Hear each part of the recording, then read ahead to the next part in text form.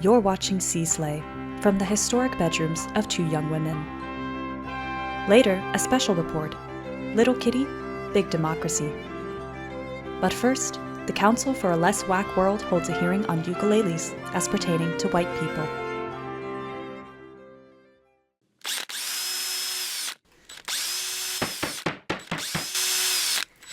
Okay, the first meeting of the council is called to order. The provisional agenda for this meeting is before the council members in document A, agenda 1, which reads, Report of the Secretary General on ukuleles as pertaining to white people. Unless I hear any objections, I shall consider the agenda adopted. The floor is now open to discussion. Good morning. Thank you everybody for joining us today. We have a very exciting agenda. This topic was brought up to us from one of our constituents, and I would like to just push it forward in our agenda because it is one that is close to my heart, and I would like to assume close to your heart as well. In considering our constituents' concerns, many have argued the white man or white woman picking up the ukulele at the party, it's an annoying subculture. So in an effort to create a less annoying world, we have to consider the minutia of what makes the world so annoying these days. Truly, we're crafting a society that we want to live in. A less whack one. I did prepare in anticipation of today's agenda. I think it might be helpful first when discussing white people playing ukuleles. I think it might be helpful to just kind of take a broad overlook at what we're dealing with here. And I think we might want to sort out, what exactly are we like? talking about? Yeah. Because I've got two categories here. On one side, we've got, cringe, annoying. I would say detrimental to society. Detrimental to society. Sinister, maybe? One could certainly allege that We can talk about it. We can discuss. And then on this side, we've got, maybe there is some sort of value to it. I guess we can start with what might be considered the forefathers of the modern ukulele white people movement here. We've got Train and Jason Mraz. Jason Mraz really being the grandfather with his song I'm Yours. And so I want to start with him. And I'd love the council member Tagangi's input on this because... Can I mention that it wasn't until recent knowledge that people knew Jason Mraz was a white man.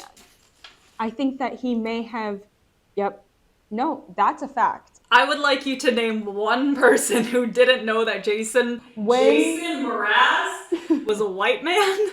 When the song came out, I'm Yours and Banana Pancakes, I would say that the jury was out on whether he was white or not. The ukulele and the reggae nature of his music could lend one to believe that he maybe was not white. I have two. One's a question, one's a point. What's Banana Pancakes? Isn't that Jason Mraz? You make my banana pancakes. That sounds like some shit he would sing. I'm making banana pancakes. Okay. And then second of all, I get the genre maybe being confusing to people, but his voice sounds very Caucasian. It's not like Bobby Caldwell where he was kind of singing in a, majority African American genre and also just sounded like a black man. Rest in peace, Bobby Caldwell. No, but Jason Mraz sounds like the whitest man to me. Yeah. I didn't say he was black. I didn't even say that people thought he was black. I'm just saying it was ambiguous. It wasn't clear how white he was because when it came out that he was white, it left such a bad taste in people's mouths because they felt fooled. Oh, even back in what, 2008 when that came out? Yeah. I felt like I was fooled. And also I knew the to- minute I heard him that he was a white man. well, you know, and you're one of the lucky ones. Well, let's get into it. I think a lot of people are expecting me and wanting me to, but he seems like a nice guy. I'm gonna say it. He was on Dancing with the Stars. He was I an didn't know that. incredible dancer. Okay. Just this past season, he was on it. I don't know if he won. Maybe let's fact check that. But and then he's like best friends with Sarah Bareilles. He was on Broadway in Waitress. He just seems like a fun-loving guy. And I feel like if any white man can sing "I'm Yours" and other songs, I don't remember any of his other songs. If anyone could sing them with sincerity, it's gonna be this guy. Look at him. Yeah, would you hang out with this man? I had no idea that's what Jason Mraz looked like. Look at the way he's holding Am I the only one who knows what Jason Mraz looks like? Yes. I would argue yes. Pull that picture up again because I'd like to point out the way he is carrying that ukulele. Almost like a weapon, I'll say it. And I'd like to open the floor to comments about that. Why else would you carry an instrument in that way? No comment. So where do we want to? I mean, we can put him here and assess him later. Well, I would like because I think there's some more clear examples we can just kind of camp out here. Here's my question: is I think we need to establish the parameters of what exactly we're judging here. Are we judging the people, or are we judging their use of the ukulele? It's a good point. I think since the agenda, let's refer back to the agenda, document A, is report of the Secretary General on ukuleles as pertaining to white people, let's judge the use and not the white person. Okay, so that brings me to my next point of, I think Jason Mraz, the white man, I can't judge him. He's neither here nor there for me. Obviously, he's good in your books. That's fine with me. That's why I want to say, with his intentions in mind, his relative radio friendliness, I kind of want to put him in this boat. We can do that. And maybe as we further go through this exercise, just keep in mind the rest of the council that these are examples of use, but we can further discuss the morality of it later on. These are just, we're categorizing, we're making judgments of the broad use generalizations in history. here. Yeah. Just to get a sense of like where we're at. And, you know, to make a clear point, let's just take Miss Toxic Gossip Train herself, Colleen Ballinger. Straight up tragedy to what it means to be whatever she was. Just a tragedy. As vague of a sentence that is, I do find myself agreeing with it. She really did dirty the ukulele, the action of apologizing. But I will say, she did fall lockstep in line with the YouTube apology, which is distinct from the overall apology. Agreed. This fit right into that culture pretty well. Yeah. And with that being said, I think that's a definite cringe factor right there. It's hard to watch. It is an insult to the ukulele as an instrument. It was the prime definition of weaponizing a ukulele for mass destruction. In this case, definitely the ukulele was a WMD. Yeah.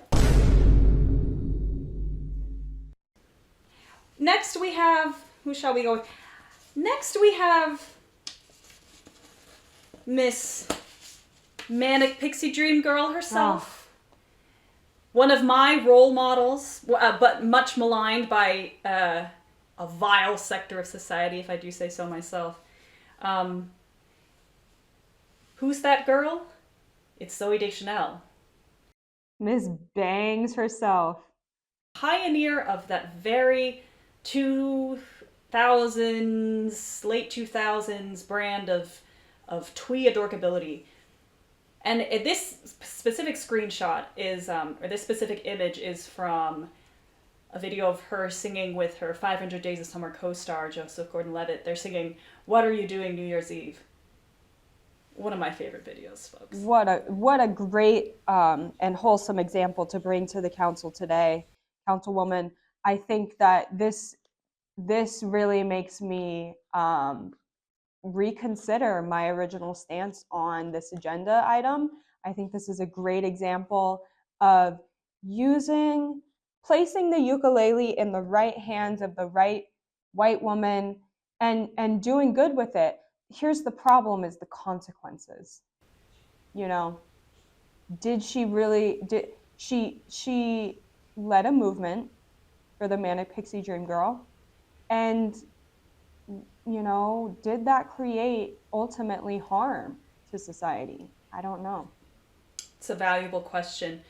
I do, in conducting my research for this panel, for this council meeting, I do want to read an interesting quote that I found by Zooey Deschanel, which many would, I mean, even in the SNL spoof on her, her character was holding a ukulele and playing it. So I think she's pretty tied to the concept. But I do want to read this quote I found. "I like to play the ukulele, but I'm not like awesome at it. I mostly play the piano and the guitar." Okay. I think this is it's interesting, something to think about. And I also think that it counters the narrative, I'm going to roll my eyes at this narrative that the ukulele is just an easier guitar. That's very interesting. But, there is this, how do I say this? White people with no talent thinking that they're special and talented because they know 3 chords on the ukulele.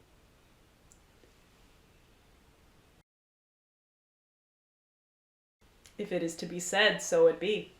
And I think you're correct with that being a very interesting quote, that maybe she has some respect for the ukulele in that she knows, it's not just a toy that you can play in front of a group of your friends and think that you're the shit, I definitely think that Zooey Deschanel has a proper respect for the instrument. And I forgot what else I was going to say. Maybe that's all there is to say.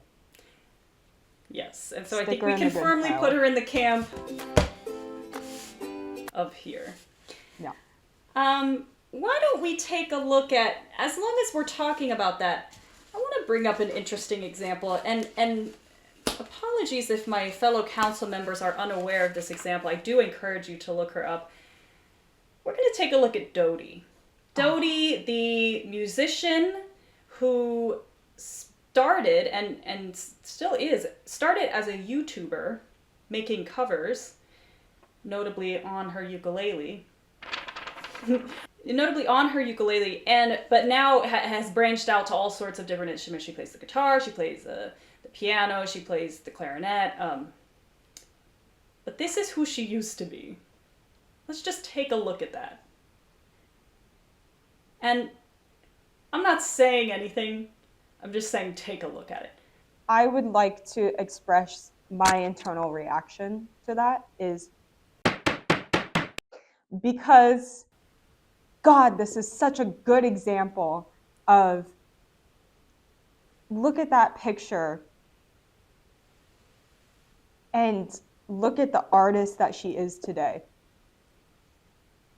Could she have become as uniquely talented and gifted as she is now, an artist, if she did not start somewhere. I've been a fan of Dodie for years, and I took Liza to a I took Councilwoman, please use correct titles when you're referring to the other council members. My apologies. My apologies, council members, everyone watching.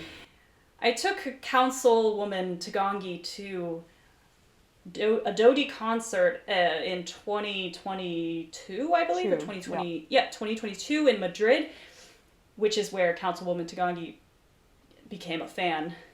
And I had never heard her music before, and I went to this show, and I left saying that was the best live concert I have ever seen in my life, and I have listened to her ever since. In that respect, you know, obviously we can all see that I'm going to put her here, but I want to make a few points before I do that.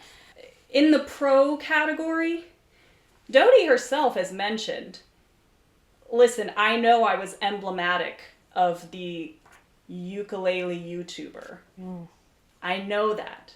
But it did provide me a helpful, she said this in one of her videos, something like this. It did provide me a helpful entry point to making music, to writing my own songs when I couldn't play the guitar. And then I was motivated to play the guitar and conquer, you know, music theory and develop a mastery. So it is an entry point, I will say, to artistry.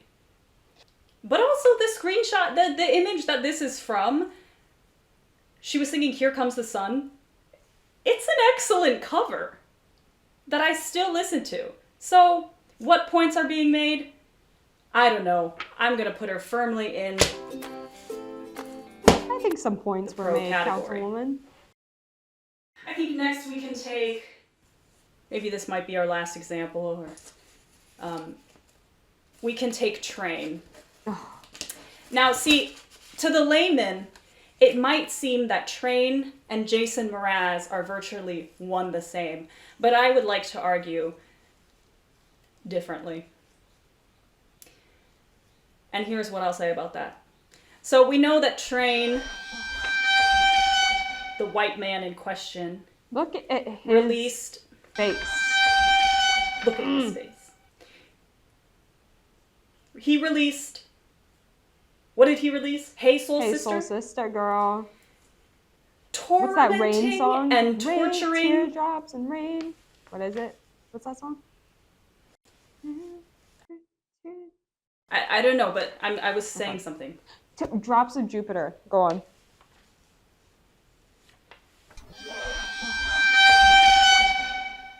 The white man in question. He released Hey Soul Sister, tormenting, taunting, and torturing audiences worldwide for weeks. I'm sorry. Do we think that Train did wrong to society? Is that what you're arguing, Councilwoman? I would like to make a two-pronged argument. Go ahead.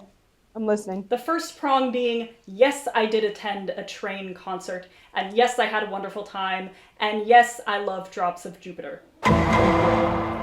My second argument being, the song, it's mediocre.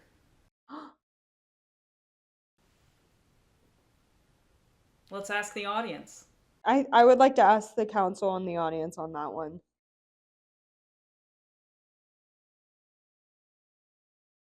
What is what? Hey Soul Sister is rightly maligned for being insipid, for being vapid, for being a shell of a song, merely capitalizing on Jason Mraz's success with I'm Yours, with lyrics such as, so gangsta, I'm so thug, you're the only one I'm dreaming of. In what world can you argue that this man belongs in this category for that song? Can I respond with another question? Please do. If you were given the chance to karaoke that song, would you say no?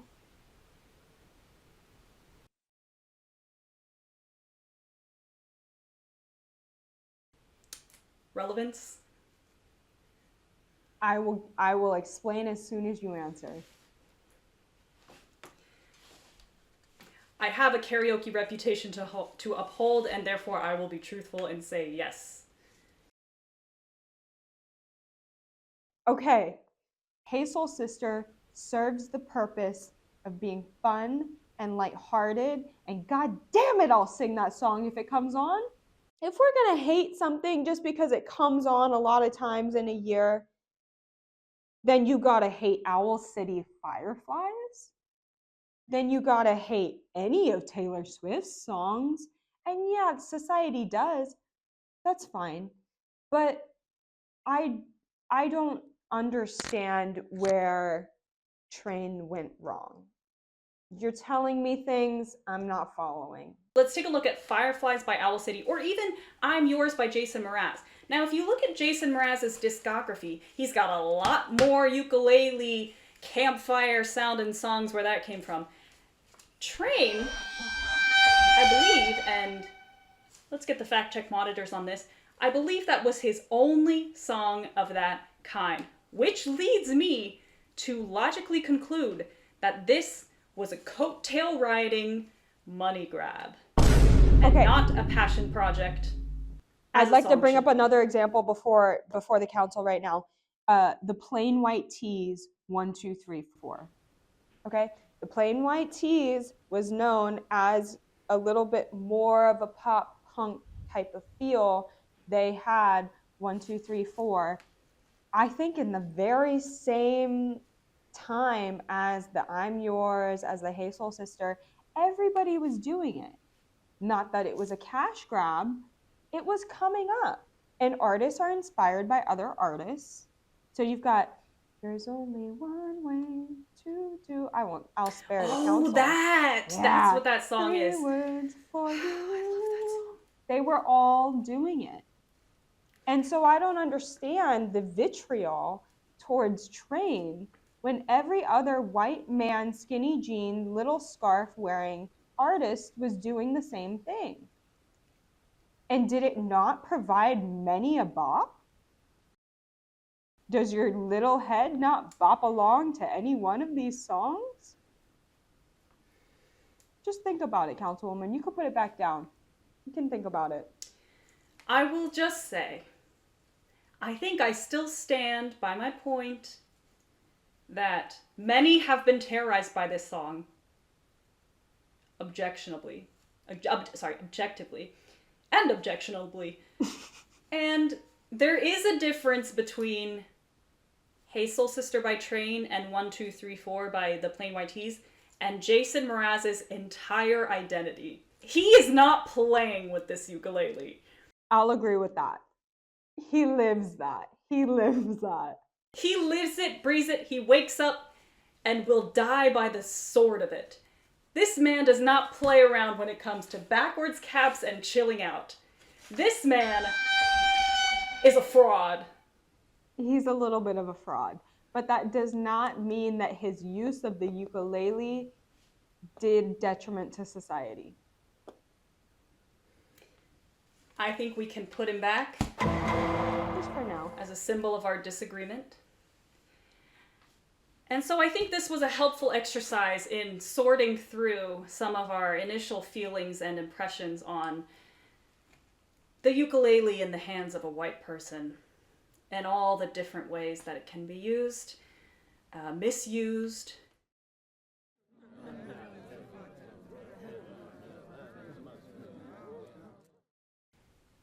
And so in continuing our discussion, I think we can just consider some hypotheticals. And in asking, is there ever really a time or a place for it? My council member, Tagangi, helpfully put some hypotheticals on the agenda. On item 5, line A, she said, what if someone has really small hands? So that is the question. It has been brought to my attention from our constituents that there have been instances where somebody, fortunately or unfortunately, is a white person with small hands. And the ukulele made a lot of sense to them to be able to express, their artistic musical talent in a way that fit their bodily details. I don't know the word for that. Size. I will say, as a multi-instrumentalist, I play a couple different instruments, including I have played the ukulele before and I have played the guitar before. And as a small person with small hands. But quite elegant hands, I have been told. Thank you. I will say that small hands is definitely not a barrier of entry for the guitar, which is arguably a more complex instrument. I actually used to own an acoustic guitar that was specifically made for either children or people with much smaller frames, and it was very comfortable to play. I do have trouble playing some chords on larger guitars, and so I just don't think it's a valid excuse. Councilwoman, would you hypothetically picture yourself, say your hands were 50% of the size that they are? What do you think? What situation is this applicable in? I would be a baby. If it was 50% smaller, my entire hand would be this big. All right, let's just shorten the fingers then. Let's shorten them to little Cabbage Patch fingers. You now have Cabbage Patch fingers. Can you play the ukulele? Probably. Can you play the guitar? Probably not. That's what I'd like us to No one consider. has hands like that. Ma'am, I would. I need to check my privilege because people I would come in check it. all different, They sure especially do. our constituents. We are making an inclusive world, and people do have hands like that. And what? So, and what if? I'm gonna write that. What? You should write that down, ma'am. And especially what if I'm somebody listening and learning here. was born with regular hands and had them, unfortunately, just the tips sawed off? Then you have shorter fingers at that point. Yeah. I think someone with smaller hands, it doesn't, like, they still might want to play the guitar. Mm-hmm. Like, they should be able, I mean, maybe guitars should also be made smaller. I had a Daisy Rock guitar, and the purpose of the Daisy Rock guitar was for children or people with smaller hands, because guitars just are not made with everybody in mind. Mm-hmm. Much like many things in this society are not made with everybody in mind. They're made for like one standardized size of human, which doesn't exist. So I think the ukulele as a solution to a small-handed person is not a solution. I think it's a band-aid. Much to consider with that one. I think we can move on to the next point, Councilwoman. Agenda item 5, line B. What about just not playing it to a group of people looking to be admired? Can you explain what you meant by that, Councilwoman Tagangi? Yes. With that point, I was trying to pinpoint what exactly the constituents were annoyed about in these situations of being played the ukulele by a white person. And I think the hardest part about those situations seemed to be the person playing not well, yet looking for admiration, looking to, in layman's terms, get laid, get friends, be popular, be loved. And to that, I would say, for what? You're a white person playing the ukulele. I don't think there's anything wrong with doing something to a group of people to get admiration. Isn't that what we're all doing in our lives every single day? Trying to get laid, trying to make friends, trying to get attention. You're lying if you say that you don't want attention. I'm telling you, people that point the finger and say, she just wants attention. He just wants. You don't. You don't want attention? I want it all the time. That's why I post on Instagram. That's why I talk loud sometimes. That's why I wear my hair like this. It's why it drives. And maybe there's something wrong with me. But it drives a large percentage of my action. And what's wrong with that? We're humans, we're social. Councilwoman, there is nothing wrong with you. I would argue everything is right with you and that impassioned statement. And you may have swung this side of the room. What is wrong with that? I don't know. I mean, I don't know. And I think what I'm uncovering in this incredibly valuable discussion is that this subculture of white people playing ukulele has carried with it to this day the energy of the discussion back in 2008, 2009, 10, 12. But you kind of look at it now, after all we've been through the past couple of years, and I'm thinking, so they wanted attention. So they didn't know how to play the guitar. Shit, it's hard to play the guitar. And it's good to get attention. So now I'm starting to think. God damn it. Well, God damn it. And God damn it. Now I'm starting to think. This is a good segue to my last point. Article 5, line C.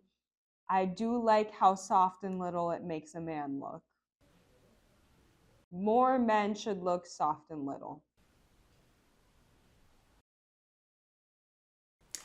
And I think that point speaks for itself. I think we can put a little Ariana Grande on that. Ariana Can we put Grande. a little Ariana Grande?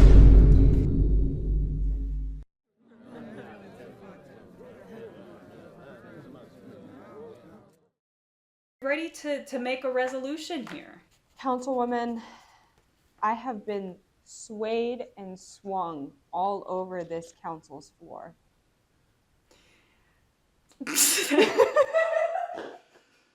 Councilwoman, what a disgusting way to put it. But I agree. A lot of good points were made today that have me thinking and rethinking. And that's really what the power of diplomacy is. It's being swung around and shaken up. I have my hands on one side of the ukulele. You have them on the other. And we're swinging each other around. Hold on tight. So, in deciding on a resolution on the topic of ukuleles as pertaining to white people, what are we thinking? We could suggest recommended limits, maybe only one successful white guy, ukulele guy at a time, maybe only one successful ukulele white person song in the charts at any given time. What are we trying to avoid here? We are trying to avoid the ukulele in inappropriate situations. So, the Colleen Ballinger of it all. The incident. I think, I wish I had brought this up earlier, but, there are anecdotal instances of two people being in an intimate situation, and one of them pulls out a ukulele and sings a song. I think that is a situation we're trying to avoid. I think that I sympathize with you there, Councilwoman Tagangi. I think that topic of being played music at is a topic that requires a resolution of its own. Yes. Why don't we allow white people to have ukuleles if they are putting out music? Maybe with the stipulation that they have to be swag with it. Okay. I'll accept that, Councilwoman. They have to be swag with it, because look at our examples. This was not swag. This is swag. This What is about- swag. What about that Dodie picture?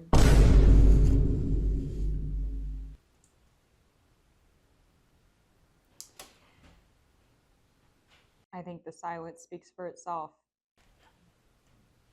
But I want to make the point that I admitted I think this cover is really good. Okay. Okay. If you're as talented as she was, that's swag. White people are allowed to play the ukulele if they are talented, and in lieu of talent, they must have swag. If they fit neither condition, Reconsider. our council recommends that they limit their usage of the ukulele. I love that resolution, Councilwoman. That's a great resolution. I'll stand by that. And as a sub-resolution, I think we have to go back to the point that you made. Unless I'm asking for it, a partner or a date just should not be playing music at me. And I've had that happen to me in my life. Any kind of romantic or intimate situation where you're one-on-one, there's a vibe, the council recommends not pulling out, I think, any kind of instrument at that point, or singing a song. Yeah, it's... Unless it's asked for. I think there needs to be a consensual, emphatic yes. Yep. When considering to play your partner a song, there has to be a consensual and emphatic yes on their part. Otherwise, it's non-consensual. It's non-consensual. And if there are no objections, it is so decided that we adopt Resolution 1 with Sub-Resolution 1A.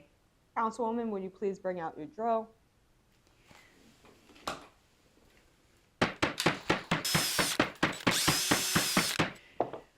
And that's our first resolution. I love the power of diplomacy.